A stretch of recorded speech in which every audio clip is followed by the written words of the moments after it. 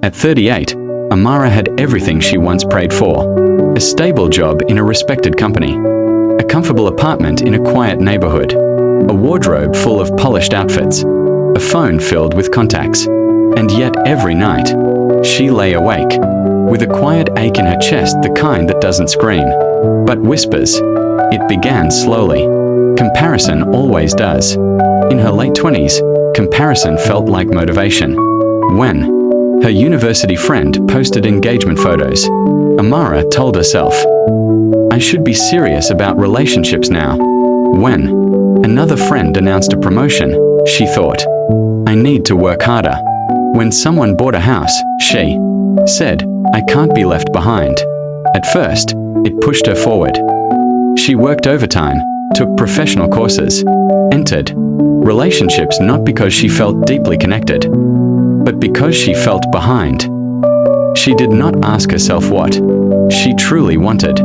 She asked only, "What is everyone else doing?" And slowly, her life stopped being hers. By 32, her social media scroll became a ritual of quiet self-judgment.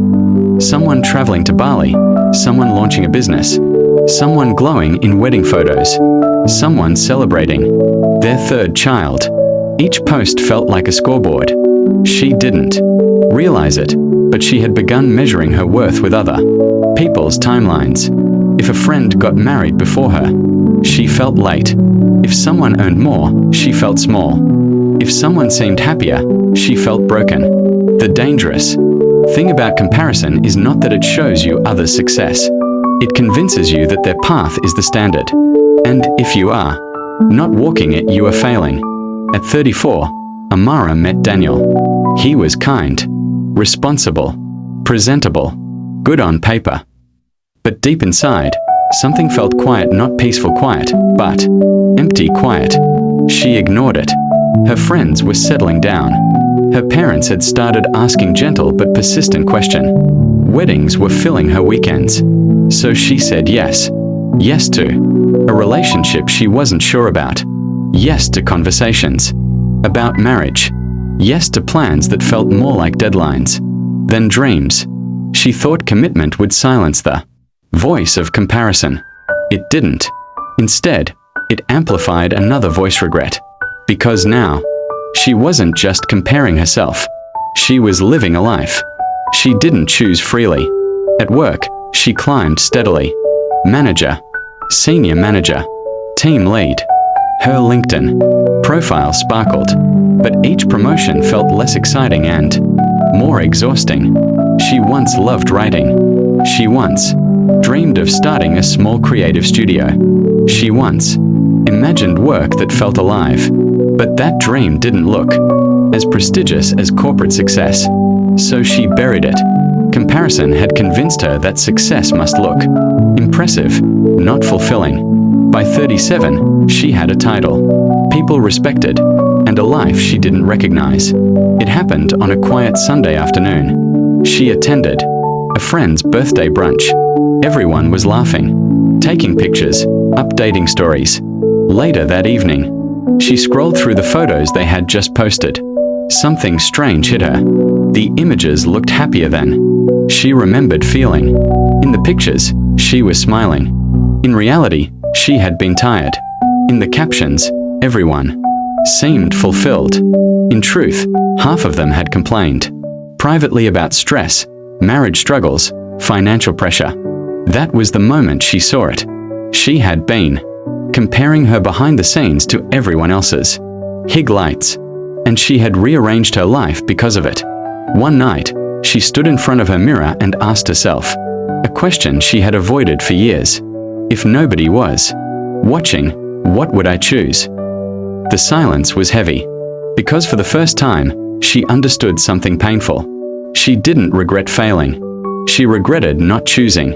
She regretted staying in relationships out of fear of being alone, chasing promotions to prove something, silencing her creativity because it didn't look successful enough, letting other people's timelines dictate her own. Comparison had not ruined her life overnight. It had redirected it slowly, one small decision at a time. In her late 30s, The weight of that realization felt unbearable, not because she was old, but because she felt she had lived a decade reacting instead of deciding. She mourned the version of herself who once dreamed freely, the woman who wrote stories in notebooks, the girl who didn't care what others thought, the young graduate who believed success meant joy, not applause. Comparison had turned her life into performance, and performance is exhausting. Regret can destroy you, or it can wake you up. For Amara, it did both. She did not quit her job overnight. She did not break her relationship dramatically. She did not disappear from social media in rebellion. Instead, she began with small acts of reclaiming. She limited what she consumed online. She journaled about what she genuinely wanted, without referencing anyone else. She ended the relationship, kindly but honestly. She enrolled in a weekend creative writing course. For the first time in years, her choices were not reactions. They were reflections. At 38, she carried regret. But she also carried awareness. Comparison is subtle. It disguises itself as ambition, as inspiration, as keeping up. But if you are not careful, it will quietly convince you that your own life is insufficient.